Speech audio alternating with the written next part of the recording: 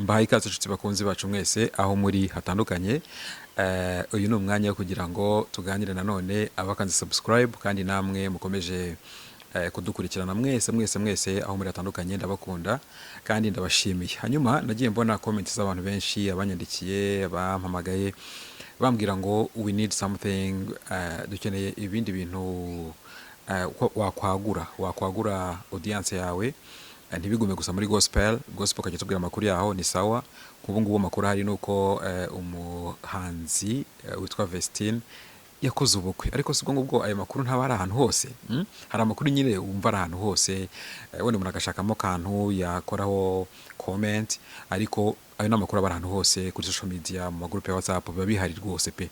So reka rero tumwifurize urugo ruhire, kandi abari kumwatura ibintu bibi ntago ari sawa rwose, ntago ari sawa cyane. Reka tumwifurize urugo ruhire n'umutware wiwe, twizere ko azagira urugo rwiza. Hanyuma rero uyu munsi ndagira ngo tujye kuganira ibintu bitandukanye cyane n'ibyo twari tuzi muri gospel cyangwa se byo muri gospel. Tujye kuganira ku kuntu abantu muri Canada bashobora kuhaza, ndetse hari amakuru menshi agenda acicikana. Canada yafunze imiryango, nta bantu bakiza. Canada yagabanyije umubare w'abantu bazaga. Ibyo byose nibyo ngiye kugira ngo mbaganirize. Nzabaha ama episode menshi kabisa.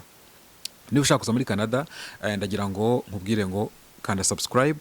Niba ushaka kumenya ko muri Canada ubuzima bwaho bugenda cyangwa se process uko bigenda, kanda subscribe, ubundi uzajya ukurikirana ibintu byose hano. Nzajya mbibavira imuzi n'umuzingo. Uyu munsi rero ndabaganiriza iki? Ese kuza muri Canada birashoboka? Yes, birashoboka. Uwakubwira ko bidashoboka yaba kubeshye. Ese kuza muri Canada, uko nge naje, uko nakoze iyo process yo kuza hano, nawe ukoze à la lettre uko nabikoze, byakunda? Oya, ntago byakunda. Ibyo ntago ari byo rwose, kubera ko inzira y'umuntu, inzira nge nanyuramo, inzira weho wanyuramo, inzira undi yanyuramo ziba zitandukanye cyane. Ziba zitandukanye. Hari abantu nagiye mbona benshi banyandikiye ngo tubwire uko wabigenje, natwe tubikore à la lettre, donc tubikore nk'uko nabikoze, akantu ku kandi. Ariko rwose ntago byakunda. Amuteringi ntago byakunda, ntago bishoboka, kuko ntago ari formule uvuge ngo rimwe kongeraho rimwe ni kabiri. Donc ku buryo icyo umuntu yakoze cyangwa se ko byagenze ku muntu, namwe ariko bigenda. So muri Canada rero hari uburyo bubiri abantu baza muri Canada bahagera. Donc iyo hageze muri Canada, kugira ngo uhaze hari uburyo bubiri. Hari umuntu uzaje gutura muri Canada, donc aje kugira ngo ahagume burundu. Hari n'uza aje guhaha agataha, ariko burya twese tuba twaje guhaha. Ariko hari uza wenda aje guhaha ubwenge, hari uza aje gukora afite work permit, hari uza aje gutembera agataha, ariko hari n'abandi baza baje gutura.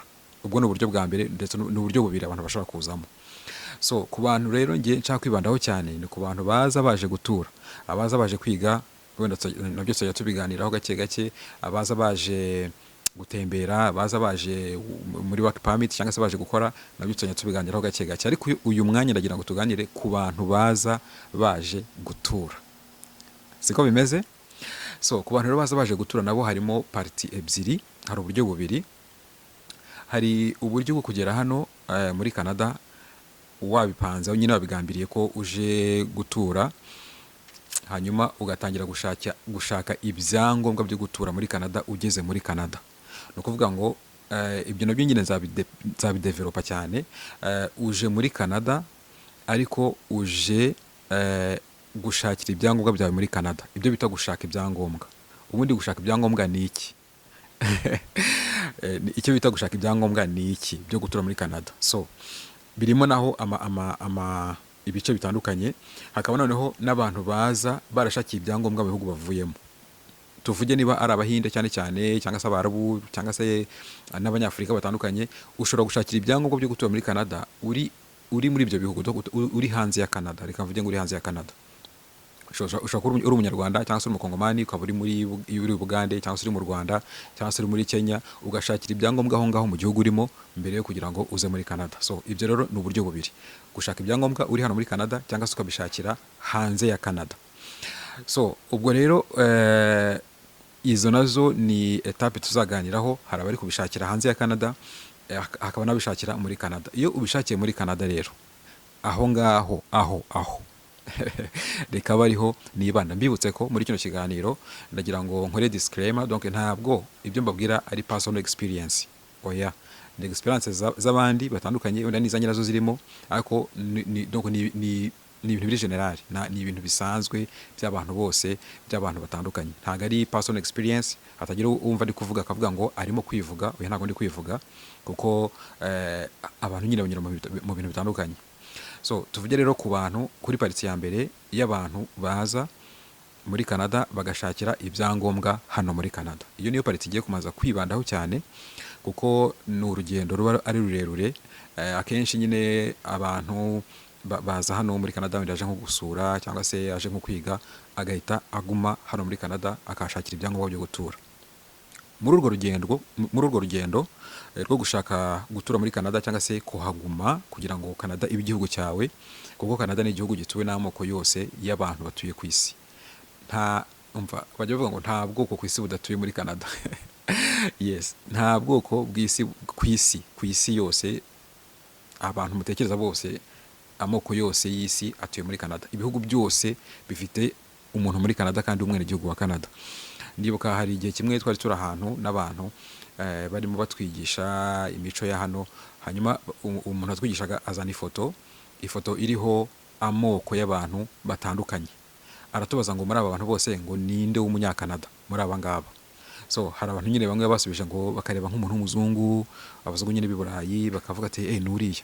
Urumva, ariko igisubizo ni iki? Nuko abo bose n'abanyakanada, yaba umuhinde, yaba umwarabu, yaba umunyafurika, yaba umuzuru, yaba umusomali, yaba donc abantu bose, umuntu wese aba ashobora kuba umunyakanada. So ibyo rero ndagira ngo mwumve ko Canada ni igihugu cy'imico itandukanye, cy'abantu batandukanye, kirimo multiculture, kirimo imico myinshi, cyane ko n'abantu bakijemo b'abazungu nabo baje hano nabo bavuye mu bihugu byabo.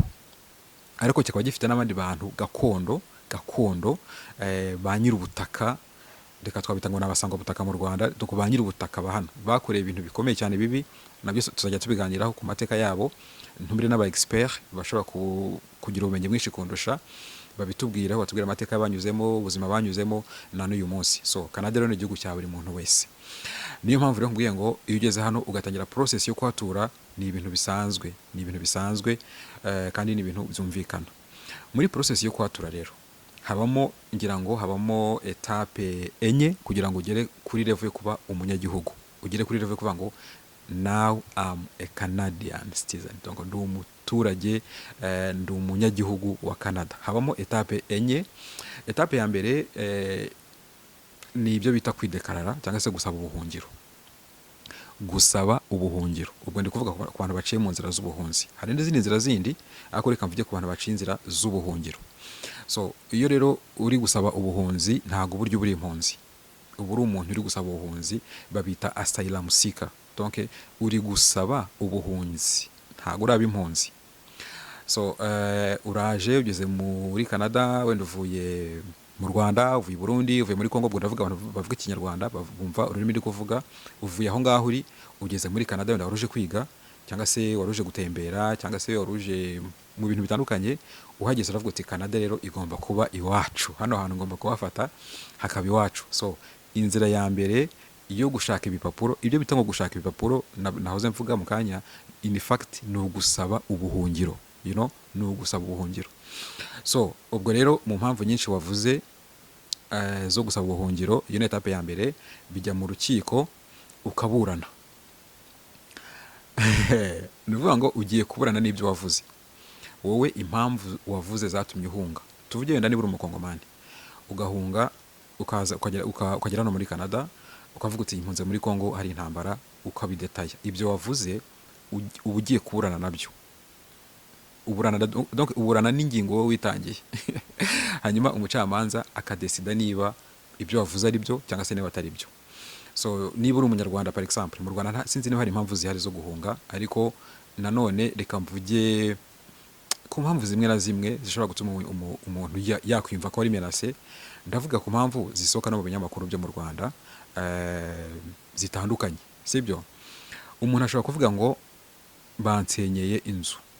Ntabwo mvuze ko iyo mpamvu yumvikana cyangwa se ko yatuma uhunga oya, ahubwo ushobora cyangwa se ukareba ikindi kintu. Hari ibintu byinshi by'akarengane njya mbona mu binyamakuru, cyangwa se abaturage bagenda kubaza perezida wenda iyo yasohokeye ahantu yagiye gusura abaturage mu karere, akavuga ati ngewe meya yarandiganyije umutungo wanjye, urumva?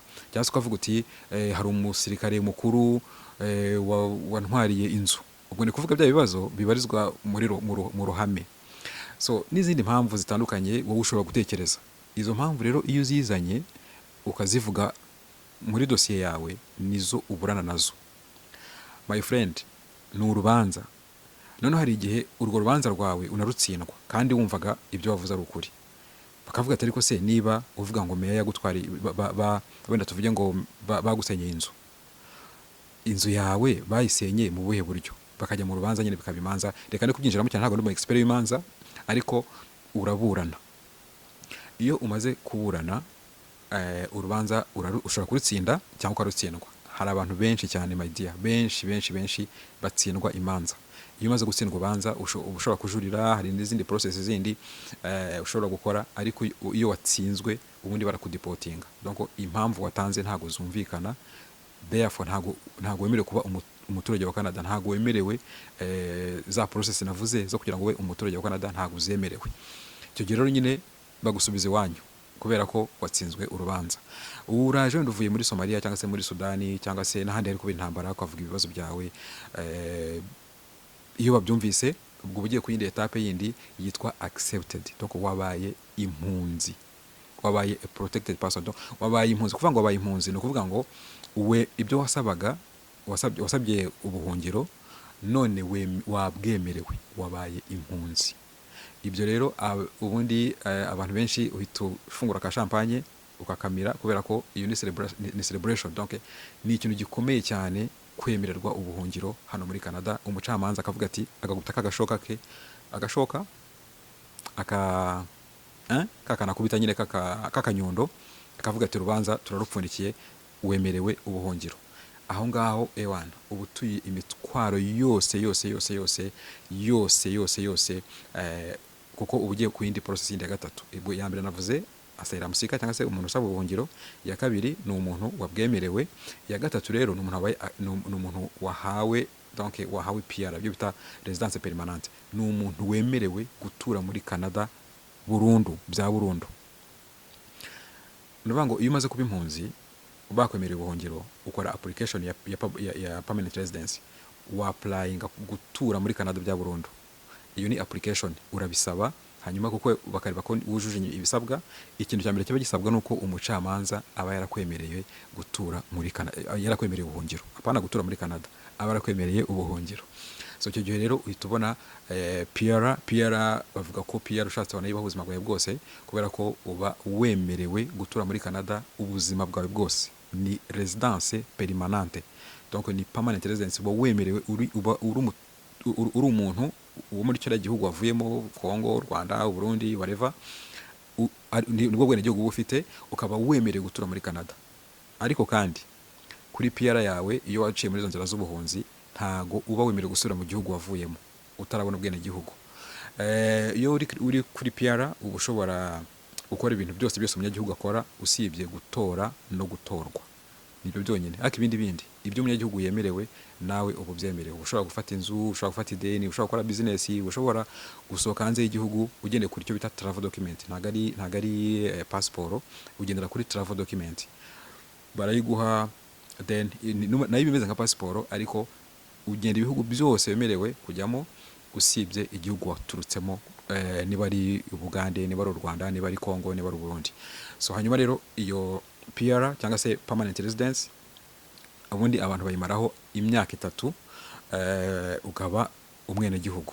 Nabwo binyura mu yindi process yo kubazwa ibibazo, kureba niba koko umuco wa Canada uzi, bareba niba waranakoze income zawe, bareba donc bareba utuntu twinshi cyane dutandukanye, bakareba niba warize, bakareba niba uvuga icyongereza hari level. Ntago wakivuga nk'umunyakanada byinshi cyangwa se nk'abazungu bahavukiye. Ugiye ku munyakanada ariko se byibura wumva principe za Canada, wumva amategeko ya Canada, wumva amateka yabo, wumva. Donc hari ibibazo bimwe na bimwe, ibibazo mwanabisanga cyane cyane kuri website yabo ya Canada, bafite ama online platform ushobora gusangaho ibintu byose bisabwa kugira ngo ube umwenegihugu. So izo ni etape enye. Ya mbere navuze ko ari asylum seeking, cyangwa se kuba uri asylum seeker, wowe urimo urasaba ubuhungiro. Ya kabiri ni uguca mu rubanza, hanyuma wamara guca mu rubanza bakwemerera ko impamvu wahunze kuko zumvikana ko udashobora gusubira mu gihugu cyawe wavuyemo, ukaba ubaye refugee cyangwa se ubaye accepted. Hanyuma icyo gihe uhita ukora application ya PR cyangwa se residence permanente, wamara kuyibona ugaprocessinga ukaba umunyagihugu. Izo ni etape enye zo kugira ngo ube utuye muri Canada. Aho navuze ku muntu wasabiye cyangwa se watangiriye process y'impapuro hano muri Canada, nuko nguko bigenda. Hanyuma rero ku muntu watangiye process ze hanze ya Canada ho biratandukanye cyane, kubera ko hanze ya Canada ushobora kuza ufite impapuro zimwe na zimwe, ushobora kuza ufite PR par exemple. Hari n'abantu baza bafite citizenship bitewe n'amafaranga n'iki byose. Ibyo nabyo nzabyinjiramo in deep. Gusaba impapuro hanze ya Canada nzabijyamo nyuma mu kindi kiganiro kindi kizakurikira. Uyu munsi nagira ngo mbabwire gusa uburyo ushobora gusa donc process icyo bitwara kugira ngo ugere ku bwenegihugu bwa Canada, winjiye muri Canada ariho utangiriye process yo gushaka impapuro. Ikindi nakubwira ko nuko iyo utangiye wenda iyo asylum seeking, iyo uri gusaba ubuhungiro, Canada ihita irakwakira rwose, kwakira neza, ikaguha ikintu cyitwa SIN number cyangwa se social insurance number y'abantu basaba ubuhungiro. Ibitandukanye n'iy'abantu baje bafite impapuro za PR cyangwa se za permanent residence. Ibitandukanye, bakaguha icyitwa work permit kugira ngo ubashe gukora. In fact SIN number no kugira ngo ubashe gufungura account, ubashe donc ugaragare muri systeme zimwe na zimwe z'abatanga akazi, za banke n'ahandi, ndetse na CRA, Canada Revenue Authority, ndetse ubashe no kubona akazi n'ibindi. Ikindi baguha work permit itandukanye na work permit itangwa imwe ya visa ya work permit. Donc niyo ushobora gusaba uri muri Kenya cyangwa se mu Rwanda, ukayisaba ukaza gukora hano akuzataha. Biratandukanye. So uhabwa rero work permit kugira ngo ubashe kujya mu makampani amwe n'amwe gukora akazi utuzi dutandukanye.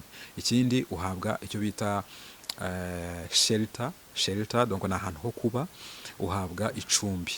So hari igihe usanga amacumbi hamwe haruzuye n'iki byose, ariko ibyo nyine ni ibintu bya base, ni ibintu de base uhabwa iyo ukisaba ubuhungiro, donc iyo ukiri muri iyo process yo gusaba ubuhungiro. Ikindi usibye shelter ushobora guhabwa n'utundi tuntu dukeya, hari amafaranga ushobora kujya uhabwa buri kwezi. Mbese umeze nk'impunzi iri mu nkambi, kuko ni impunzi iri mu nkambi, kuriya ubona bayihaye shitingi, bakayiha ibyo kurya, bakayiha ukaba ushobora kwivuza. Ubu uri impunzi nyine iri mu nkambi iri gusaba ubuhungiro. Utwo tuntu rero twose twa base tw'ingenzi leta ya Canada iratuguha kugira ngo ubashe gusavayivinga. Ariko kandi iyo ni process igora cyane umutima w'umuntu, ni process igora umutima w'umuntu. Abantu benshi bayinyuramo birabagora. Ndibuka rimwe hari umukobwa wagize gukora ikiganiro aravuga ngo abantu benshi bagera muri Canada byibura umubare munini barwara depression.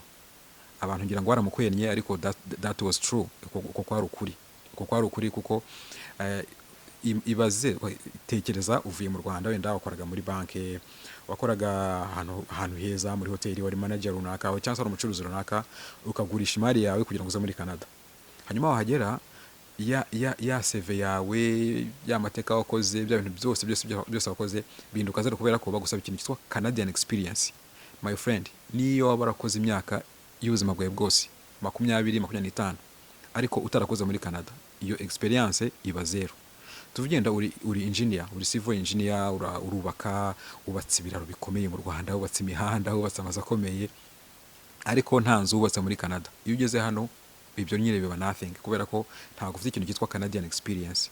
Nicyo kintu gikunda kubita abantu hasi. Amashuri yo ushobora gukora equivalence yo gusubira mu ishuri kwiga, ibyo nta kibazo, ariko experience ya work experience, ya experience y'ubuzima cyangwa se y'akazi wakoze hano rwose iba nil, kubera ko ibyo wakoze bikoreye hanze ya Canada nta Canadian experience. Baravuga ngo niba utarakoreye muri Canada ntago uzi uburyo Canada ikora. Niyo mpamvu abantu benshi bageze hano bakunda kujya gukora volunteering.